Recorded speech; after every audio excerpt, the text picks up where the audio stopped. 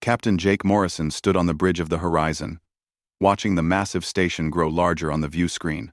After 3 months of travel, Earth's first diplomatic ship had finally arrived at Zentara Prime, the capital of the Galactic Coalition. His heart pounded with excitement and nervousness. Humanity was about to take its place among the stars. Behind him, Ambassador Lisa Brennan checked her notes for the 100th time. She had spent years preparing for this moment. The Coalition represented 47 different alien species, all living together in peace for over 10,000 years. Earth had so much to learn from them, so much to gain. "We're being hailed," said the communications officer. Jake nodded. "Open the channel."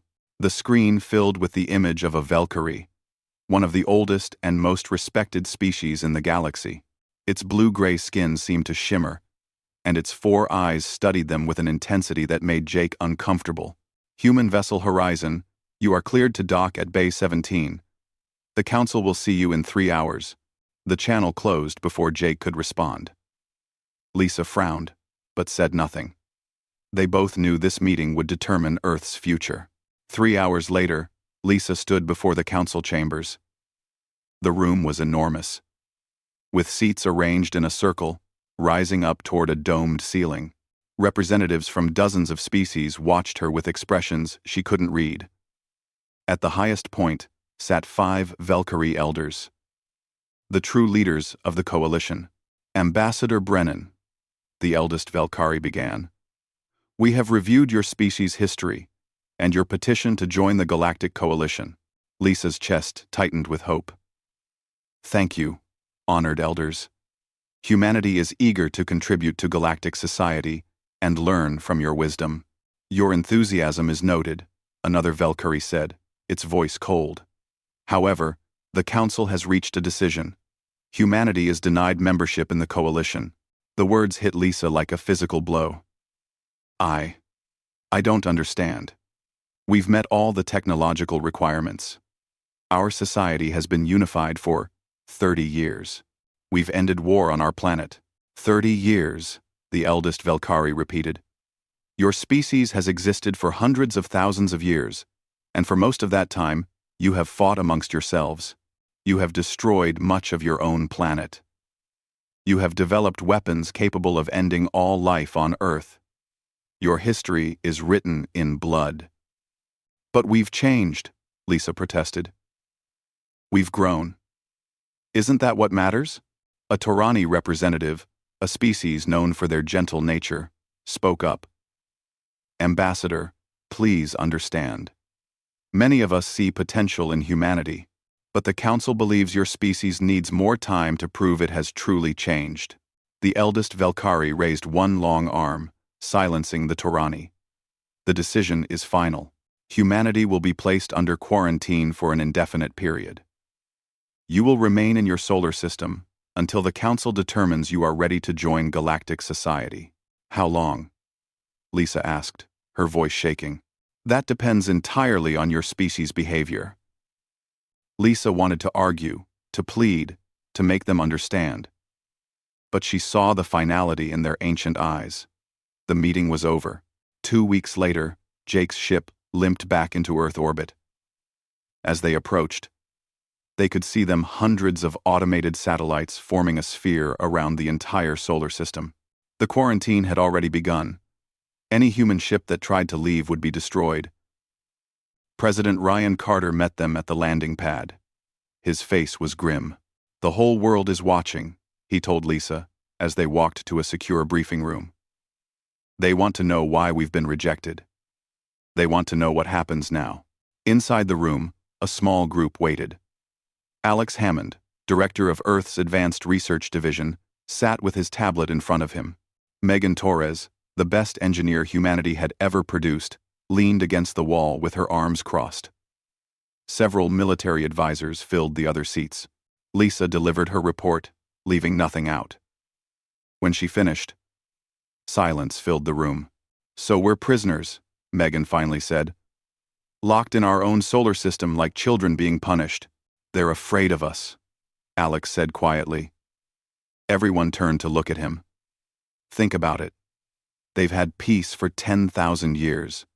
They've grown comfortable, predictable. Then we show up, chaotic, aggressive, innovative.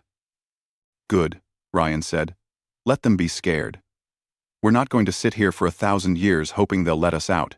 What are you suggesting? Jake asked. Ryan stood and walked to the window, looking out at Earth below.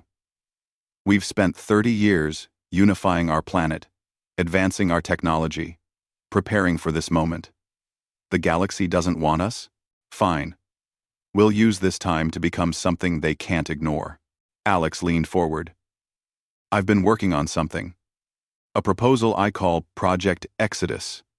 If we can't leave the solar system, we'll turn the solar system into something remarkable. He activated his tablet, and a hologram appeared above the table. It showed the asteroid belt, the moons of Jupiter and Saturn, the outer reaches of the solar system. We have resources out there that we've barely touched. We have space that the quarantine satellites can't fully monitor.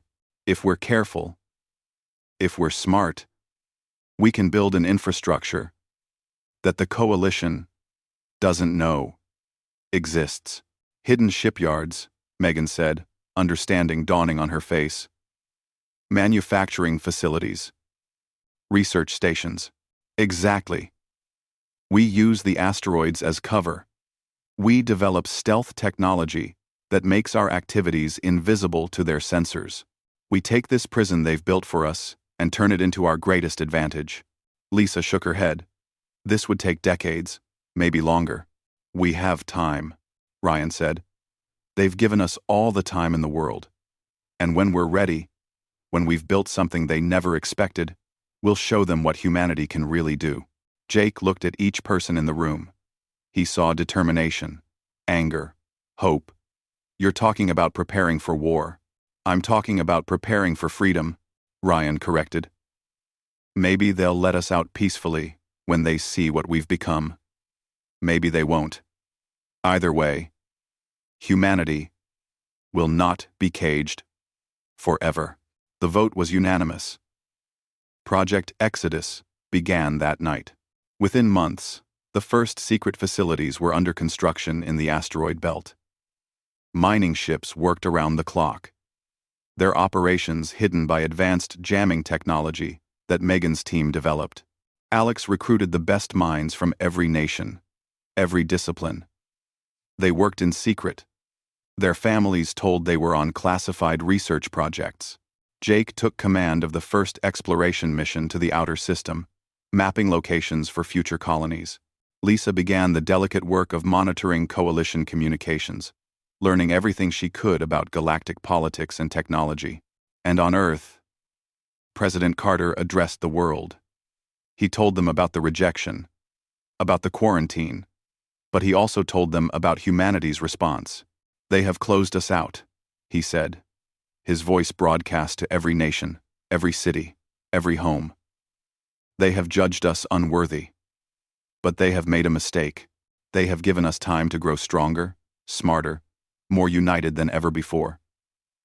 And when we emerge, the galaxy will never underestimate humanity again. As the broadcast ended, construction crews in the belt continued their work. In laboratories across Earth, scientists pushed the boundaries of what was possible. In military academies, a new generation of officers studied tactics and strategy. The quarantine had begun. But so had humanity's transformation. The coalition had intended to keep Earth isolated and weak. Instead, they had created the conditions for humanity to build something extraordinary. Something hidden. Something that would one day shake the foundations of galactic power. They had meant to cage humanity. They had only made humanity dangerous. 30 years had passed since the quarantine began, and the solar system had been transformed in ways the Galactic Coalition could never imagine. Commander Ben Walker guided his ship through the asteroid belt with practiced ease. His vessel, the Shadow, was unlike anything the Coalition had ever built.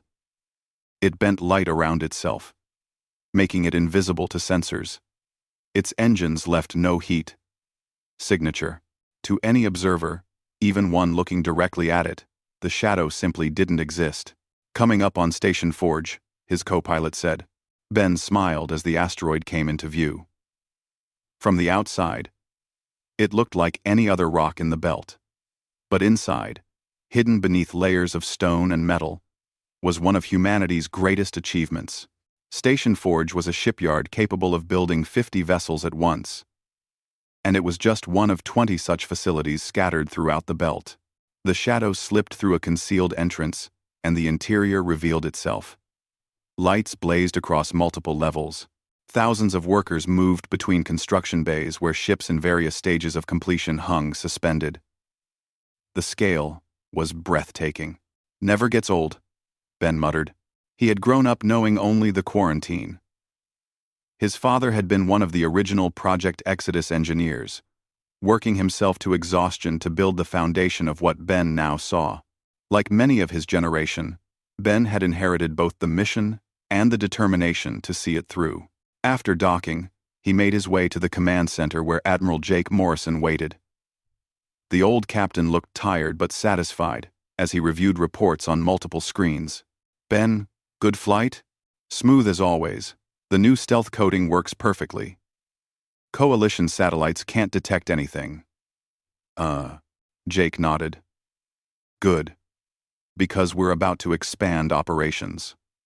Europa Station just came fully online. Kate Sullivan's team is already producing medical technology that's 50 years ahead of anything the Coalition has. Ben pulled up the data on Europa. The moon of Jupiter had been converted into a massive biological research center, hidden beneath kilometers of ice. Dr. Kate Sullivan, one of Earth's most brilliant scientists, had developed treatments that could extend human life by decades and cure diseases that had plagued humanity for centuries. Titan? Ben asked. Fuel production is exceeding targets. Megan Torres personally oversaw the final installation. We're now producing enough fuel to power a fleet of 3,000 ships. 3,000 ships. Ben let that number sink in. When the quarantine began, Earth had maybe 50 spacecraft capable of interplanetary travel. Now, hidden across the solar system, humanity had built an armada. The Coalition still has no idea? Jake pulled up a communication intercept. Claire Mason, Earth's top intelligence officer, had managed to hack into Coalition channels years ago. The messages showed Coalition officials discussing Earth with dismissive confidence. They check on us occasionally, Jake said. They see Earth, Mars, and a few mining operations in the belt. Exactly what they expect from a quarantined species. They have no idea what we've really built. Ben read through the intercepts with growing anger. The Coalition treated Earth like a problem that had been solved. They had moved on, forgotten about humanity, assuming the primitive humans were still struggling with basic space travel. They're going to get a surprise, Ben said. Eventually. But not yet. We still have work to do. Over the next few months, Ben traveled to every major facility in the hidden network. On Enceladus, he toured factories where self-replicating drones manufactured components faster than any human workforce could manage. On Callisto, he watched test pilots put new ships through combat simulations. At Titan Station, he finally met Megan Torres in person. The legendary engineer was older now. Her hair gray, but her eyes still sparkled with fierce intelligence. You're Jake's prodigy, she said, shaking his hand. I'm just a pilot. Just a pilot, she laughed. You command the most advanced stealth ship humanity has ever built. Don't sell yourself short, kid. She showed him around the facility, explaining the quantum slip drives they had developed. Unlike the Coalition's traditional faster-than-light engines, quantum slip technology allowed ships to essentially step sideways out of normal space, moving vast distances instantaneously. The Coalition doesn't have this, Megan said with pride. They've been using the same engine technology for 5,000 years. Why innovate when you're on top? But we had to innovate. We had no choice. How many ships have the new drives? All of them. Every ship we've built in the last 10 years. We can be anywhere in the solar system in minutes. And eventually, When we're ready, we can use them to leave the solar system entirely. The quarantine satellites won't even know we're gone. Back on Earth, Ben attended a briefing at the Global Defense Headquarters. President Elena Martinez, who had taken over from Ryan Carter 5 years ago, presided over the meeting. Also present were General Nick Hayes, a tactical genius who had revolutionized military doctrine, and Ambassador Lisa Brennan, now elderly, but still sharp as ever. "We're approaching a critical decision point," Elena said. "Our projections show we'll have complete infrastructure within 5 years. We reveal ourselves," Nick said immediately. "We demand a seat at the coalition table. And if they refuse, we take it." "That's the approach of conquerors," Lisa countered. "We'd be proving them right about humanity being too aggressive. They've kept us locked up for 30 years based on prejudice and fear," Nick shot back. "We don't owe them diplomatic courtesy." Ben listened to the debate, understanding both perspectives. His generation had sacrificed their chance to explore the galaxy, working in secret to build something for the future. It was hard not to feel anger toward the coalition. "There may be another option," Lisa said. She pulled up intelligence reports that Claire Mason had compiled. "The coalition isn't as unified as they pretend. Several species are unhappy with Velkari dominance. The Torani, in particular, have been pushing for reforms." "You're suggesting we find allies first?" Elena asked. "I'm suggesting we prepare for every possibility. Military strength is important, but so is having friends when we finally step onto the galactic stage." The meeting ended without a final decision, but Ben could feel the momentum building. Humanity had been patient for 3 decades. That patience was running out. 2 weeks later, everything changed. Ben was running a routine patrol near the orbit of Neptune when his sensors picked up something impossible. A ship, not a human ship. It was deep inside the quarantine zone, far from where coalition vessels ever came. "Shadow to command," he transmitted on the secure channel. "I have an unidentified vessel at coordinates 779er. Coalition design. Recommend immediate intercept." "Confirmed, Shadow. You are authorized to investigate. Additional units are being scrambled." Ben brought his ship around silently. The stealth systems kept him completely invisible as he approached the intruder. His sensors showed it was a coalition mining ship, small and lightly armed. They were scanning the area, clearly looking for resources. They were also deep in the sector where Station Forge operated. Ben's blood ran cold. If they found the station, if they saw what humanity had built, everything would be exposed. The coalition would send a fleet to destroy it all. 30 years of work would be gone. More human ships arrived, all in stealth mode, forming a perimeter around the coalition vessel. Ben waited for orders, his hand hovering over the weapons controls. "All units, this is Admiral Morrison. Disable the ship but keep the crew alive. We need to know what they're doing here, and if they've transmitted any data." Ben activated his weapons, targeting the mining ship's engines. Around him, 5 other stealth vessels did the same. All fired simultaneously. The coalition ship's engines exploded, leaving it drifting and helpless. Before the crew could even send a distress signal, human Marines were boarding the vessel.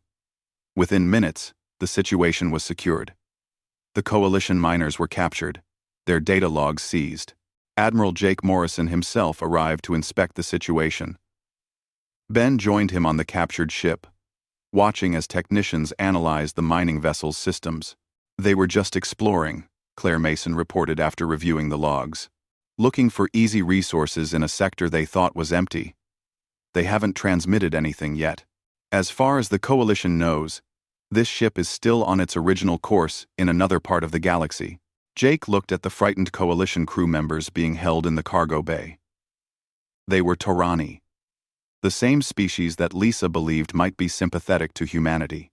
"Get me President Martinez," Jake said. "We have a decision to make." Ben understood. They could eliminate the witnesses, keeping humanity's secrets safe, or they could do something else. Something that would change everything. We can't hide forever, Ben said quietly. Jake looked at him and nodded slowly. No, we can't. Maybe it's time the galaxy learned the truth. But this time, we do it on our terms. The message went to Earth, and within hours, the President made her choice. The Coalition crew would be released, but not before they saw exactly what humanity had built. Not before they understood that Earth was no longer the primitive, caged species the Coalition thought they knew. The quarantine was about to end. But not the way anyone had expected.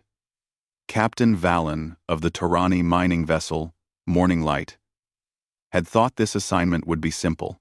Scan some asteroids far from the quarantine zone, collect data on resource deposits, and return home. Instead, he now found himself in the cargo hold of his own ship, staring at creatures that shouldn't exist outside their prison. The humans had appeared from nowhere. One moment his ship was alone, the next it was surrounded by vessels his sensors couldn't even detect. They had disabled his engines before he could send a distress signal or even understand what was happening. Now, Admiral Jake Morrison stood before him. The human was old, with gray hair and lines etched deep in his face, but his eyes held a sharpness that made Valen nervous. Captain Valen, Jake said in perfect Torani language, I apologize for the aggressive welcome, but you've wandered into an area we prefer to keep private. The quarantine zone, Valen said, finding his voice. But we're nowhere near Earth. We're beyond Neptune. The Coalition maps show this area as empty space. The Coalition maps are wrong, Jake gestured. And a human technician activated a view screen. Valen's eyes widened as images appeared. Massive stations hidden inside asteroids. Shipyards building vessels of advanced design. Colonies on moons that the Coalition thought were uninhabited. Factories. Research centers. A fleet of thousands. This is impossible, Valen whispered. You've been quarantined for 30 years. You shouldn't have the technology, the resources, the knowledge to build any of this. You're right, Jake said. We shouldn't. But we did anyway. That's what humans do. We overcome obstacles. Over the next 3 days, Valen and his crew were given a complete tour. They were escorted through Station Forge, watching ships being assembled with technology that seemed decades ahead of Coalition standards. They visited Europa Station, where Dr. Kate Sullivan explained medical breakthroughs that made Valen's own species treatments look primitive. On Titan, Megan Torres showed them the quantum slip drives. Your fastest ships take weeks to cross a solar system, she said. Ours can do it in minutes. We had to invent new physics because your coalition wouldn't share theirs. Commander Ben Walker flew them around the outer system in his stealth ship. Valen watched in amazement as they passed within meters of Coalition quarantine satellites without triggering any alarms. You've been watching us the whole time, Valen said. Learning from our technology, our communications. We've been learning everything we can, Ben confirmed. Knowledge is the only resource the quarantine couldn't deny us. On the 4th day, Valen was brought before President Elena Martinez via secure video link. The human leader looked tired, but determined. Captain Valen, we're releasing you and your crew. Your ship has been repaired. You'll be escorted to the edge of the quarantine zone and allowed to leave. Valen couldn't believe it. You're letting us go? We've seen everything. We can report all of this to the Coalition. Yes, Elena said simply. We're counting on it. Ambassador Lisa Brennan stepped into view. Her aged face was familiar to Valen from history recordings. She had been the one who stood before the Council 30 years ago. Captain, please understand what's happening here, Lisa said. Humanity is done hiding. We're done waiting for the Coalition to decide we're worthy. You're going to carry a message for us. Ass. My. Ass. Life. Ass. Ass. What message? Elena leaned forward. Tell them that humanity demands a seat at the galactic table. Tell them that if they refuse, we will take our place anyway. We've built an empire in secret, right under their censors. using nothing but human ingenuity and determination. The quarantine failed. We're ready to join the galaxy, with or without permission. Valen's ship departed 2 days later, escorted by Ben Walker's fleet to the quarantine perimeter. As they crossed back into Coalition space, Valen activated his communication system and began transmitting his report. The response from Coalition Command was immediate. Disbelief. Demands for proof. Accusations of equipment malfunction. Valen sent them everything: video recordings, sensor data, technical specifications, every piece of evidence humanity had allowed him to collect. The Coalition erupted into chaos. Within hours, emergency sessions were called on Zentara Prime. Within days, every major species was debating the revelation. News networks broadcast the footage of human facilities. Military analysts studied the ship designs with growing alarm. Politicians argued about how to respond. The Velkari leadership met in their ancient chambers, their 4 eyes reflecting anger and fear. "This is exactly what the prophecy warned us about," the eldest said. "A young species that would challenge our order. We should have destroyed them when we had the chance. We cannot destroy them now." Another argued. "Did you see those ships? That technology? A military strike would cost us thousands of vessels. Then we send more. We send enough to ensure their complete elimination." But other voices spoke up. The Torani representative, emboldened by what Valen had reported, stood before the council. "Perhaps we should consider their request. They have proven themselves resourceful and determined. They overcame the quarantine we thought was absolute. They defied us," a Velkari shouted. "They built an empire in secret, mocking our authority. They survived," the Torani countered. "They adapted. Isn't that what any species would do? When faced with extinction or eternal imprisonment, the debate raged for weeks. 16 different species began openly questioning whether the quarantine had been justified. Some saw humanity's achievement as inspiring. Others saw it as dangerous. The Coalition, which had maintained unity for 10,000 years, was fracturing. On Earth, humanity waited. Admiral Jake Morrison coordinated defensive preparations. Every ship, every station, went to high alert. General Nick Hayes positioned forces at strategic points throughout the solar system. Ambassador Lisa Brennan worked different channels, using intelligence officer Claire Mason's contacts to reach out to sympathetic species. The Torani responded positively. So did 3 other species who had long felt oppressed by Velkari dominance. "We have potential allies," Lisa reported to President Martinez. "But they won't commit without seeing that we can actually stand against the Coalition military. So we need to win a battle before we can avoid a war," Elena said grimly. Unfortunately, yes. 6 weeks after Captain Valen's report, the Coalition made its decision. A fleet of 500 warships would be dispatched to reinforce the quarantine and destroy any human infrastructure found outside the inner solar system. It would be commanded by Admiral Corvin, a Velkari known for his ruthless efficiency. The news reached Earth through intercepted communications. Jake Morrison called an emergency meeting of the command staff. 500 ships, he said, pulling up tactical displays. They'll arrive at the Kuiper Belt in 4 days. That's where they'll expect to find our outer facilities. Can we stop them? Elena asked. Ben Walker stood up. We have 3,000 ships. They have 500. They have heavier armor and more powerful weapons. But they have no idea what our stealth technology can do, and they've never faced quantum slip drives in combat. General Nick Hayes pointed to the tactical map. We let them come. We engage them at the Kuiper Belt, where our supply lines are shortest and where we have prepared defensive positions. We show them exactly what humanity is capable of. And if we lose? Elena asked. Then we fall back to the inner system and fight for Earth itself, Jake said. But we won't lose. Those coalition officers have been at peace for 2,000 years. They've forgotten what war really means. We haven't.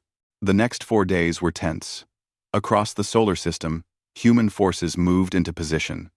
Ben Walker took command of the Resolution, humanity's first dreadnought, leading a fleet of 300 ships. 2,000 more waited in reserve, hidden throughout the system. On the fourth day, the Coalition fleet arrived. Admiral Corvin stood on his flagship's bridge, studying the sensor displays with satisfaction. The quarantine satellites showed no unusual activity.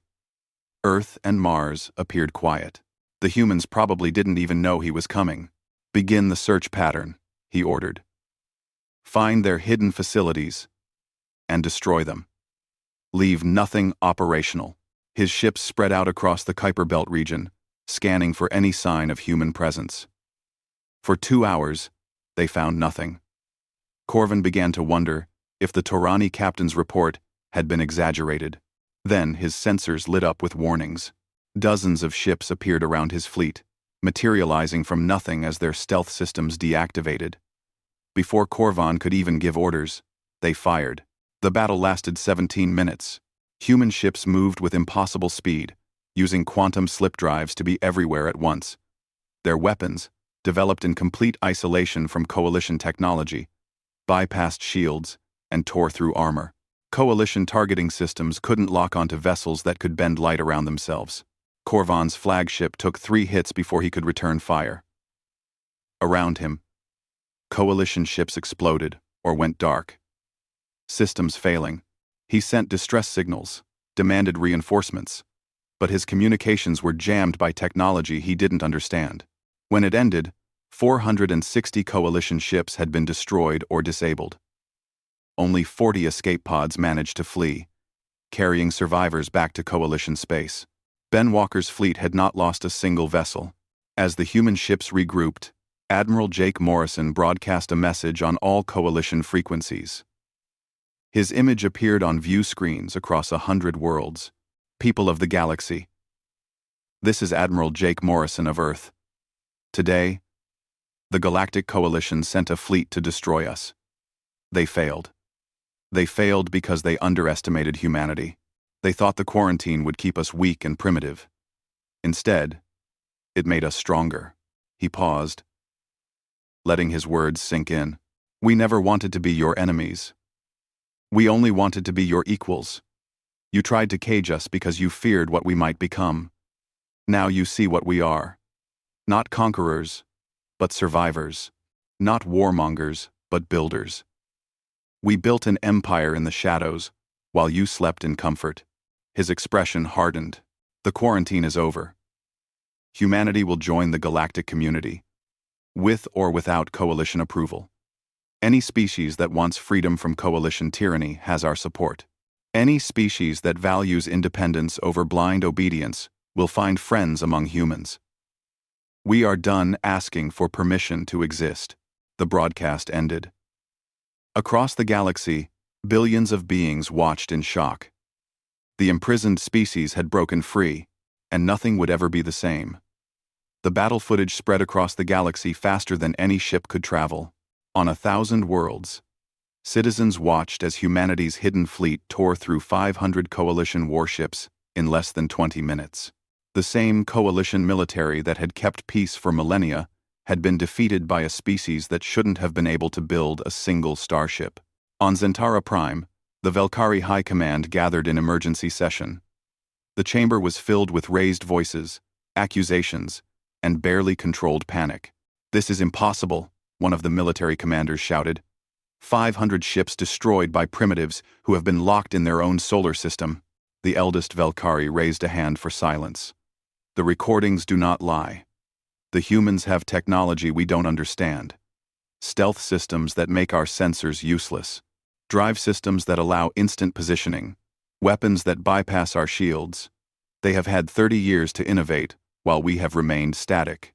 Then we send more ships," Admiral Corvin said, his image transmitted from a medical station where he was recovering from injuries. "Send 5,000. Send 10,000 if needed. Crush them completely." Quote, "And how many will we lose?" another counselor asked. "If 500 ships couldn't scratch their fleet, what makes you think 5,000 will succeed?" The debate continued for hours, but the conclusion was inevitable. The Valkyrie leadership ordered a full military mobilization.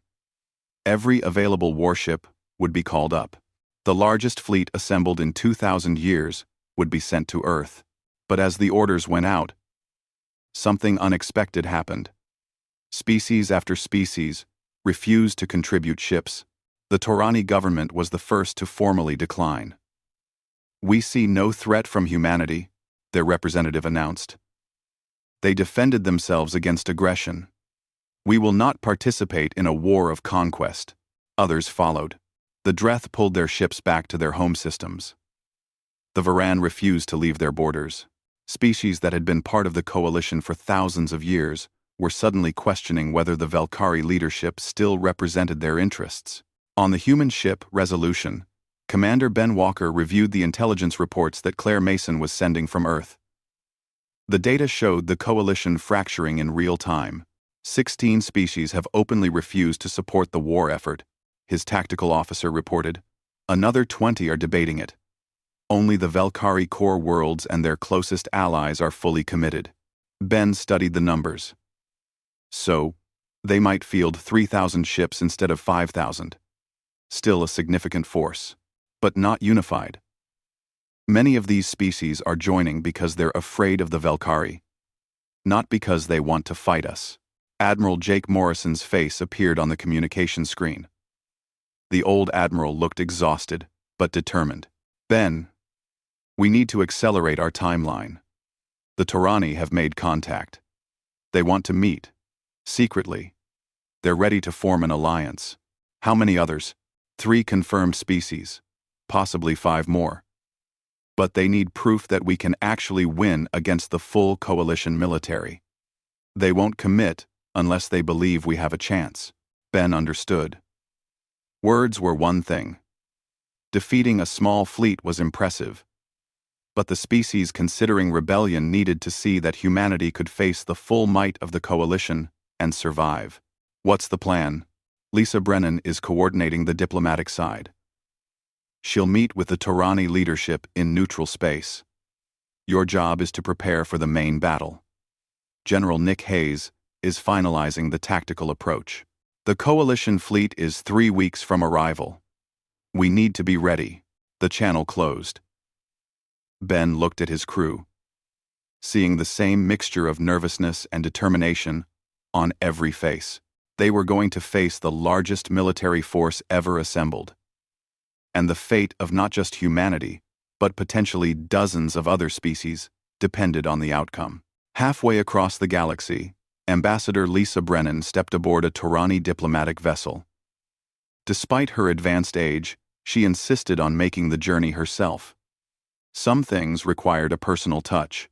The Torani foreign minister, Kelvin, greeted her with obvious nervousness. "Ambassador Brennan, I must tell you that this meeting is highly controversial among my people.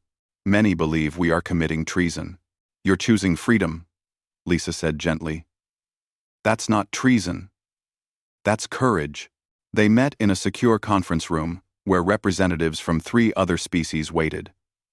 All of them had been part of the coalition for thousands of years. All of them were tired of Valkyrie dominance. "Your Admiral Morrison's message inspired many of us," Kelvin said. "But inspiration is not enough.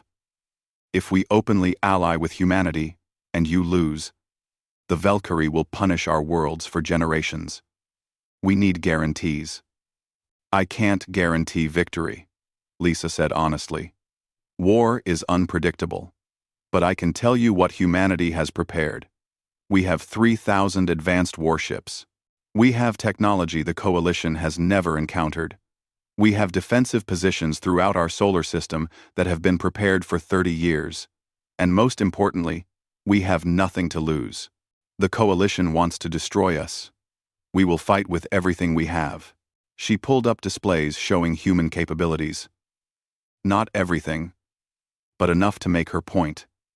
The alien representatives studied the data with growing interest.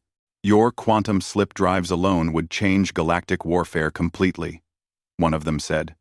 "If that technology was shared." "When we win," Lisa corrected, "we will share our innovations with our allies. Humanity doesn't want to dominate the galaxy. We want to be part of it as equals. That means helping others advance as well. The meeting continued for hours. By the end, Lisa had secured formal commitments from the Torani and one other species. The others promised to remain neutral, which was better than fighting for the coalition. It wasn't the grand alliance she had hoped for, but it was a start. Back on Earth, General Nick Hayes stood in the command center, coordinating the final defensive preparations. President Elena Martinez watched the displays over his shoulder. The coalition fleet is now 2 weeks out, Nick reported. They're not even trying to hide their approach. 5,000 ships, commanded by the Velkari's best admiral. They want us to see them coming. They want us to be afraid. Are we afraid? Elena asked quietly. Terrified, Nick admitted. But fear can make you sharp if you use it right. Every commander, every pilot, every crew member knows what's at stake. They'll fight like demons. He pulled up the tactical plan. We let them come deep into the solar system, past the outer planets, past the asteroid belt. We make them think they're winning. Then we hit them from every direction at once. 3,000 ships against 5,000. It's not good odds, but with our advantages, it's possible. And if we lose, then we evacuate what we can to the hidden colonies and keep fighting. Humanity is spread across this entire system now. They'd have to destroy every station, every colony, every ship. That would take years, and every day they spend here is another day their empire fragments behind them. Dr. Kate Sullivan entered the command center, looking worried. The medical stations are prepared for casualties. We have trauma facilities on every major installation. But General, if this turns into a prolonged battle, we're going to lose a lot of people. I know, Nick said softly. But that's what they're counting on. They think we'll surrender rather than die. They don't understand humans yet. Ben Walker's sister Amy entered with her engineering team. She had been working non-stop on the final preparations for the fleet's defensive systems. The new shield harmonics are installed on all capital ships, she reported. Coalition weapons will be about 30% less effective. It's not much, but in a close battle, it might make the difference. Quote, every advantage counts, Nick said. 10 days before the coalition fleet was scheduled to arrive, something unexpected happened. A small Torani fleet of 50 ships appeared at the edge of the solar system, broadcasting friendship codes. They came, Ben said in disbelief, watching from the Resolution's bridge. The Torani actually came to fight beside us. Admiral Jake Morrison's voice came over the communication system, speaking to the entire human fleet. Attention, all vessels. We are no longer alone. The Torani have chosen to stand with us against tyranny. Show them what human courage looks like. Show them they made the right choice. The combined fleet positioned itself throughout the system. Human stealth ships hid in the asteroid belt. The main battle line formed near Mars' orbit. Reserve forces waited near Earth itself, ready to reinforce or evacuate as needed. On Earth, billions of people watched the sky, knowing that everything they had built for 30 years was about to be tested. Children too young to remember the original quarantine looked up with fear and hope. Veterans of the early construction projects, now old, gathered in public spaces to watch the news broadcasts together. President Elena Martinez addressed the world one final time before the battle. 30 years ago, the galaxy rejected us. They said we were too violent, too dangerous, too primitive. We spent 3 decades proving them wrong. Not by becoming peaceful and obedient, but by becoming unstoppable. Today, they come to destroy us. Today, we show them the strength of the human spirit. Win or lose, let them remember that Earth does not surrender. In the command center, Claire Mason monitored coalition communications. The enemy fleet was close now, just hours away. She could hear their commanders coordinating, confident in their overwhelming numbers. They think this will be easy, she told Nick Hayes. Their battle plans don't even include contingencies for heavy resistance. Good, Nick said. Overconfidence kills. In space, the Coalition fleet emerged from faster-than-light travel at the edge of the Kuiper Belt. 5,000 warships. Each one a masterpiece of engineering refined over millennia. Their admiral, a Valkyrie named Thorin, studied his sensors. With satisfaction, the human fleet is exactly where we expected, he reported to his commanders. They're defending Mars orbit with approximately 1,500 ships. Inferior numbers, inferior positioning. We'll sweep them aside and proceed to Earth. What about their stealth technology? One of his officers asked nervously. They used it effectively in an ambush, Thorin said dismissively. In a direct fleet engagement, it won't matter. We have the numbers and firepower. Victory is certain. The Coalition fleet began its advance, engines burning bright as they accelerated toward the inner system. On the Resolution, Ben Walker watched them come. His hands were steady on the controls, but his heart pounded. Everything humanity had worked for, everything they had built, came down to what happened next. All ships report ready, his tactical officer said. Ben opened a channel to the fleet. This is Commander Walker. Hold positions. Wait for the signal. And remember, they might have numbers, but we have something they don't. We have everything to fight for. The Coalition fleet drew closer. The distance between the two forces shrank. 10 million kilometers. 5 million. 1 million. Admiral Jake Morrison watched from Earth, his hand hovering over the communication system. Around him, the entire command staff was silent, barely breathing. The Coalition fleet crossed into Mars orbit, confident and unstoppable. Jake pressed the button. All units, he said calmly. Execute attack pattern Omega. Show them what humans can do. The battle for Earth's future began. The moment Admiral Jake Morrison gave the order, space erupted with light and violence on a scale the galaxy had never witnessed.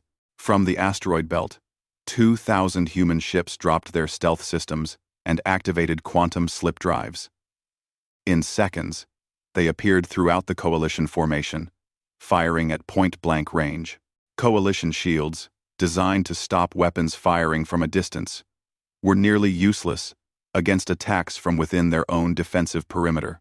Commander Ben Walker's Resolution led the charge from Mars orbit, his fleet of 1,500 ships accelerating directly into the enemy. Coalition Admiral Thorin had expected a defensive stand. Instead, the humans attacked with reckless aggression.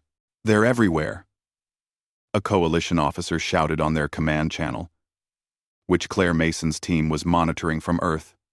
How are they moving so fast?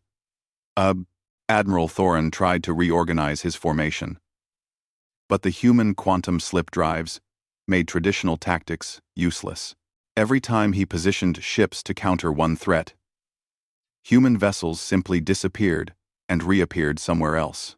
The Torani fleet, fighting alongside humanity for the first time, focused on protecting the human ships' flanks.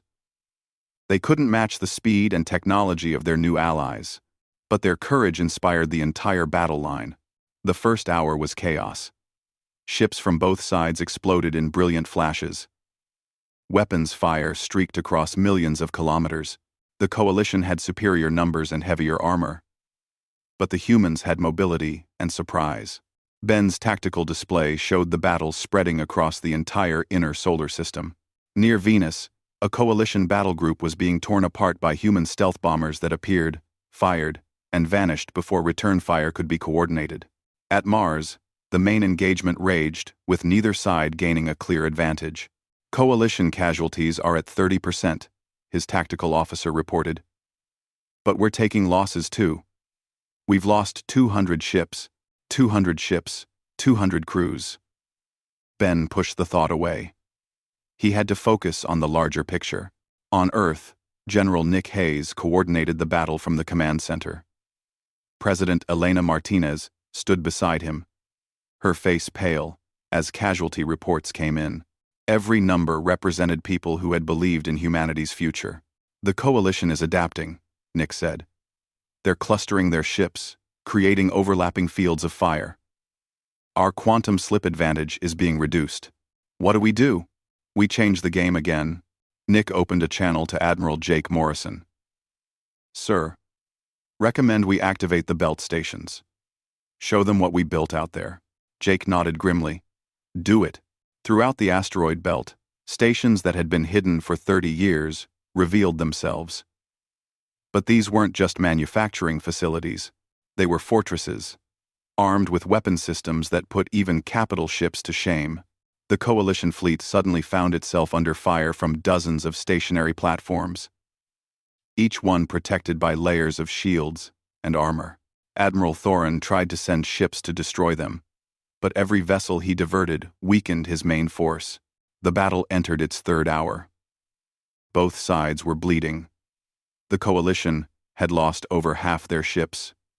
Humanity had lost 600. The Torani fleet was down to 30 vessels. But those 30 fought with determination, born of finally standing up to their oppressors. Then, something unexpected happened. A new fleet emerged from faster-than-light travel. Not Coalition ships. These were vessels from 3 species that had promised Ambassador Lisa Brennan they would remain neutral. 700 ships, arriving to join humanity's side. Admiral Thorin watched in horror as his numerical advantage vanished. He sent a desperate message to Zentara Prime. This is Admiral Thorin. We are facing not just human forces, but a coalition of rebels. Request immediate reinforcements. The response came from the Velkari High Command. No reinforcements are available. Multiple species are in open revolt. The Empire is collapsing. You must win with what you have. For the first time in his long career, Thorin felt fear. The galaxy his people had dominated for 10,000 years was falling apart. And it was falling apart because they had underestimated a single quarantined species. On the Resolution, Ben Walker saw the tide turning. The Coalition formation was breaking. Ships were fleeing rather than fighting. But the battle wasn't over. Admiral Morrison is ordering the final push, his communications officer reported. All ships are to advance on the Coalition flagship. We end this now. Admiral Morrison. Ben's fleet, battered but unbroken, surged forward. Around him, human ships that had been fighting for hours found new strength.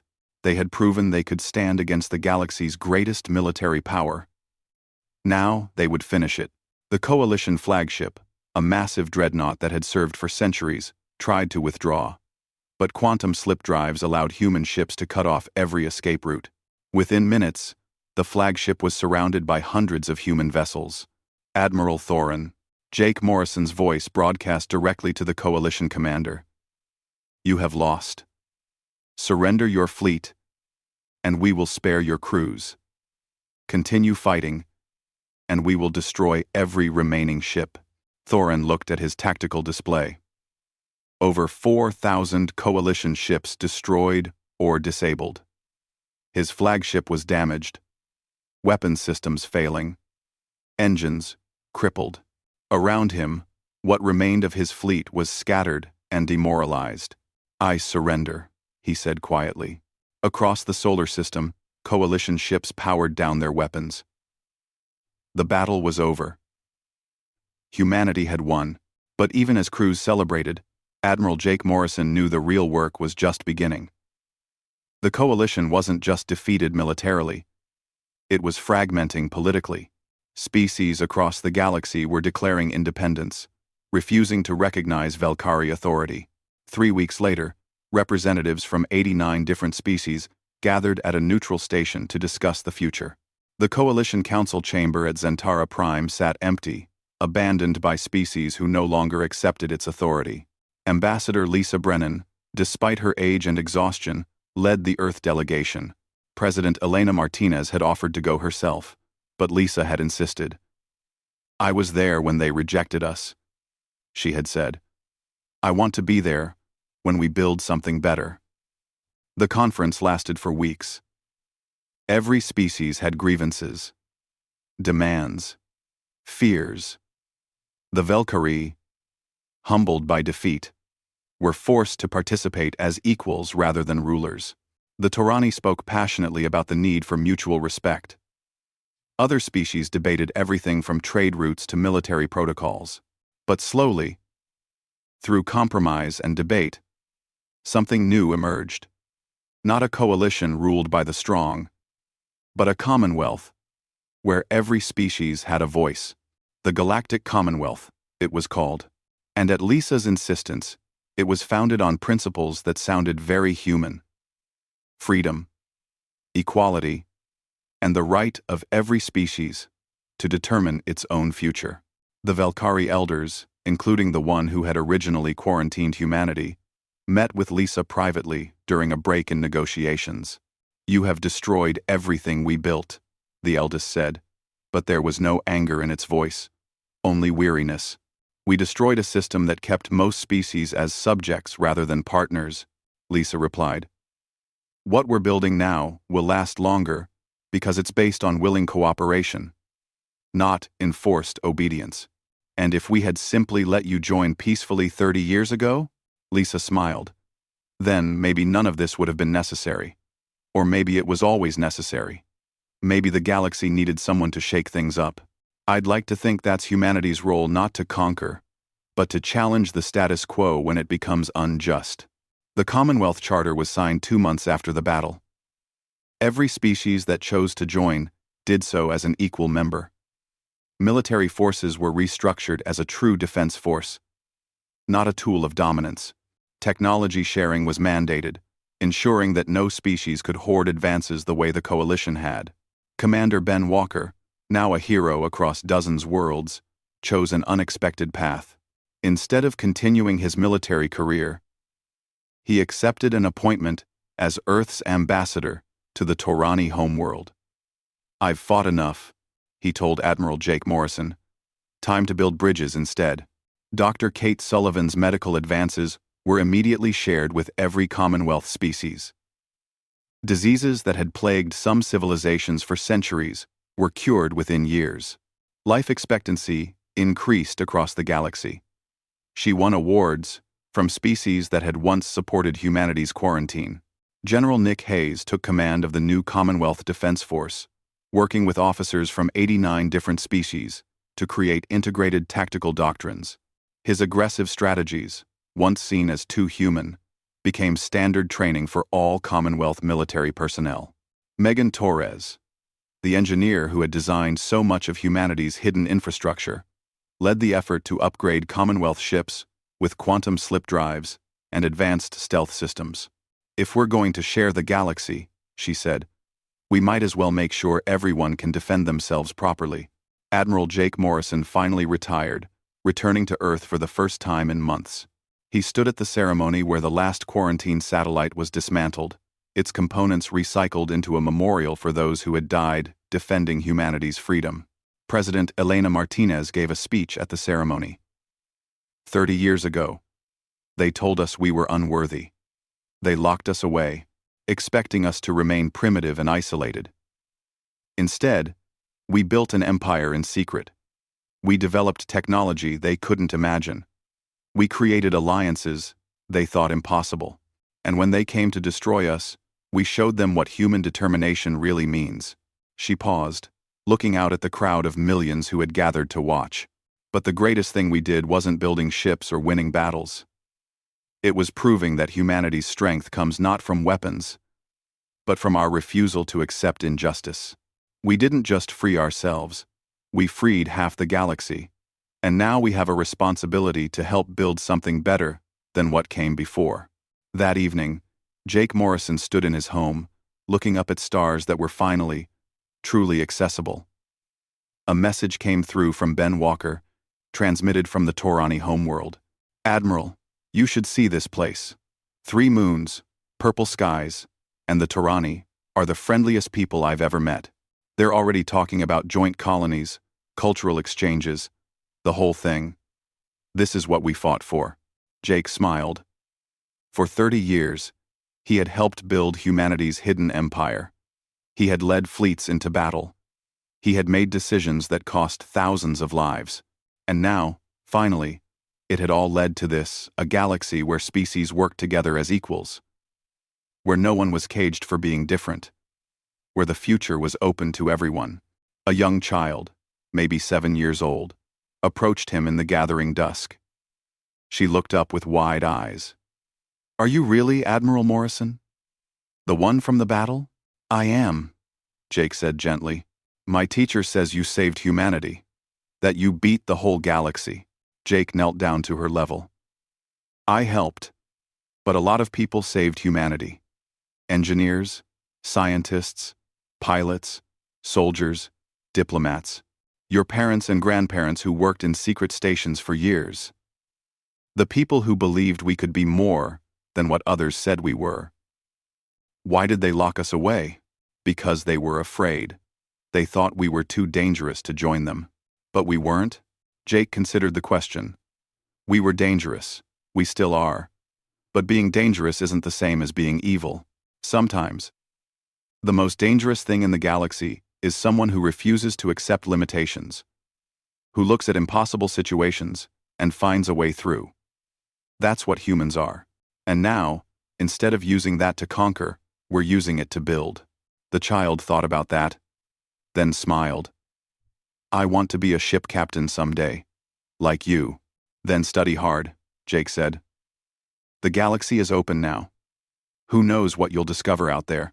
As the child ran off, Jake stood and looked at the stars again. The quarantine had been meant to contain humanity, to keep them isolated until they evolved into something the Coalition could accept. Instead, it had forged humanity into something the galaxy had never seen, a species that turned obstacles into opportunities, that built empires in secret, that fought not for conquest, but for the right to exist as equals. They had closed humanity out. But Earth had built a hidden empire that rocked the galaxy to its foundations. And from that shaking, something better had emerged. Jake Morrison smiled at the stars. The future was uncertain, but for the first time in 30 years, it was also free. And that, more than any battle or ship or technology, was humanity's greatest victory. The galaxy would never be the same. And that was exactly what Earth had intended.